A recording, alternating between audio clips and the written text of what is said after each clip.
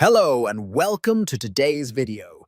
In this tutorial, we're going to show you how to disable background data for the Snapchat app on your Android phone. This setting can help save mobile data and extend battery life by preventing Snapchat from running in the background when you're not using it. Unlock your Android phone and locate the Snapchat app icon on your home screen.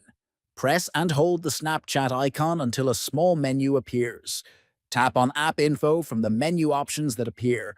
On the App Info screen, look for and tap on Data Usage Details. Scroll down until you find the Background Data section.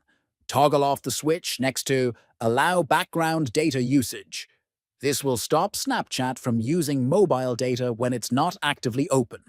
That's all for today's guide. Disabling background data is a quick and easy way to control Snapchat's data use. If you found this video helpful, don't forget to subscribe and like.